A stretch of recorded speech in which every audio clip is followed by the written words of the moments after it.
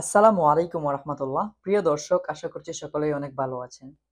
আমাদের দেশ বাংলাদেশ আবারও স্বাধীন হয়েছে। 1971 সালের একবার স্বাধীন হয়েছিল। তখন তো আমরা সেটা দেখতে পারিনি, আমাদের জন্ম হয়নি।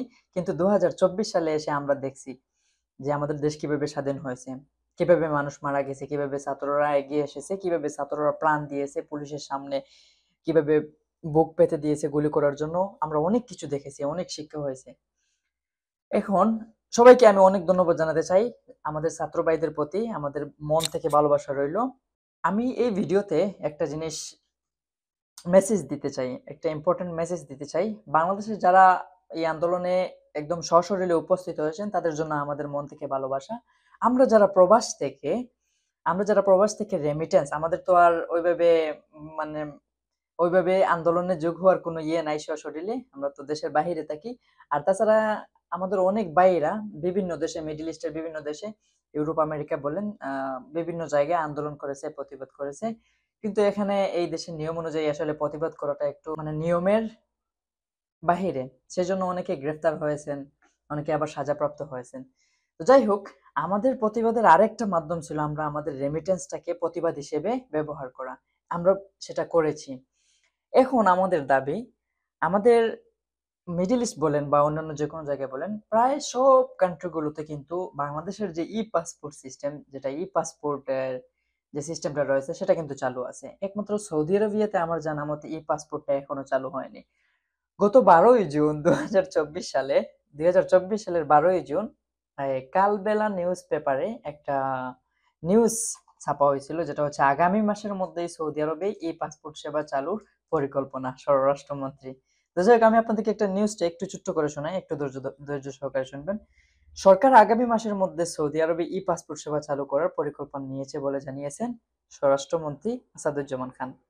বুধবার 12ই জুন সংসদের স্বতন্ত্র সদস্য বি এম আনিসুজ্জামানের টেবিলে উপস্থিত তারকা চিহ্নিত এক প্রশ্নের জবাবে তিনি একথা জানান। আসাদুজ্জামান খান বলেন, বর্তমানে সৌদি আরবে ই পাসপোর্ট সেবা চালু নেই, তবে সৌদি আরবের রিয়াদ এবং জেদ্দায় ই পাসপোর্ট সেবা চালু করার জন্য প্রয়োজনীয় প্রস্তুতি গ্রহণ করা হয়েছে। ওকে, এর মধ্যে প্রয়োজনীয় যন্ত্রপাতি সৌদি আরবে পাঠানো হয়েছে। আগামী জুলাই মাসের মধ্যে সৌদি আরবে ই পাসপোর্ট সেবা চালু করার পরিকল্পনা গ্রহণ করা হয়েছে বলে জানান স্বরাষ্ট্রমন্ত্রী। তো যাই হোক, এখন যেহেতু আর এখন এই স্বরাষ্ট্রমন্ত্রী বা এই নিয়ম কানুন বা এই মন্ত্রিসভা নাই, এই নিউজের পরে জুলাই মাস শেষ হয়ে গিয়েছে। আহ, জুলাই জুন মাস, সরি, এই নিউজটা জুন মাসে প্রকাশিত হয়েছিল। জুলাই মাসের শেষের দিকে আমরা একবার গেছিলাম বাংলাদেশ এম্বাসি জেদ্দাতে। ওখানে যাওয়ার পরে আমরা জিজ্ঞেস করলাম যে বিভিন্ন নিউজে, বিভিন্ন পত্রিকাতে দেখলাম বাংলাদেশের যে ই পাসপোর্ট সিস্টেম সেটা এখানে সৌদি আরবিয়াতে চালু হয়েছে। তো এই বিষয়ে আপনাদের কি মতামত, বা এই বিষয়ে এটা আমাদেরকে শিওর করেন। তো তখন এখান থেকে একটা খারাপ বিহেভিয়ার পাই। যাই হোক, তারপরে শেষ পর্যায়ে জানতে পারলাম যে এখনো পর্যন্ত চালু হয়নি, এই পাসপোর্টটা এখনো পর্যন্ত চালু হয়নি। শুনতেছি যে যাদের এনআইডি কার্ডের সমস্যা, এটা আগে ঠিক করবে, তারপরে এই কার্যক্রমটা চালু করবে। তো শেষ পর্যন্ত আমরা চলে আসি। আমরা জিজ্ঞেস করছিলাম যে কবে নাগাদ হতে পারে, তখন বলছেন আগস্ট মাস নাগাদ হতে পারে। যাই হোক, এখন এই জিনিসটা আর মানে শিওর হয়ে বলতে পারবো না যে কবে নাগাদ চালু হবে, কারণ এখন তো সবকিছুই ব্যাংকে চুরি আবার নতুন ভাবে তৈরি হচ্ছে। আমাদের, বিশেষ করে সৌদি আরব প্রবাসীদের একটাই দাবি, বর্তমান সময়ে একটাই দাবি, এখানে হাজারে হাজার প্রবাসী আছেন যারা মনে করেন ই পাসপোর্ট বানিয়েছিলেন বাংলাদেশ থেকে, এবং এখানে আসার পরে বিভিন্ন কারণে হয়তোবা কোনো কফিল নিয়ে নিছে, হয়তোবা পাসপোর্ট হেরে গেছে, হয়তোবা সাপ্লাই কোম্পানি রেখে দিছে। বিভিন্ন সমস্যা, বিভিন্ন সমস্যার কারণে পাসপোর্ট জনিত এই পাসপোর্ট নিয়ে সমস্যায় আছে। কেউ নতুন করে পাসপোর্ট বানাতে চাচ্ছে, কারো পাসপোর্ট হারিয়ে গেছে। উদাহরণস্বরূপ আমার পাসপোর্ট হারিয়ে গেছে।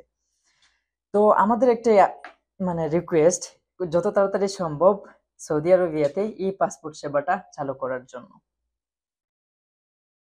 এখানে হাজার হাজার প্রবাসী আছেন যারা ই পাসপোর্ট বানানোর জন্য অধীর আগ্রহে বসে আছেন। এই বিষয়টা একটু মাথায় রাখবেন। আমার ভিডিওটা যদি একটু উপর মহলে যায়, তাহলে আপনারা এই বিষয়টা একটু মাথায় রাখবেন, যত তাড়াতাড়ি সম্ভব আমাদের সৌদি আরবিয়াতে ই পাসপোর্ট ব্যবস্থাটা যাতে চালু করা হয়। এই ছিল আজকের ভিডিও।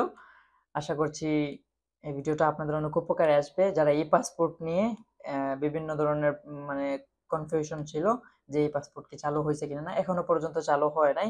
আগামীতে কি হয় দেখা যাক ইনশাআল্লাহ। সবাই ভালো থাকবেন, সুস্থ থাকবেন। দেখা হচ্ছে আগামী ভিডিওতে। আসসালামু আলাইকুম।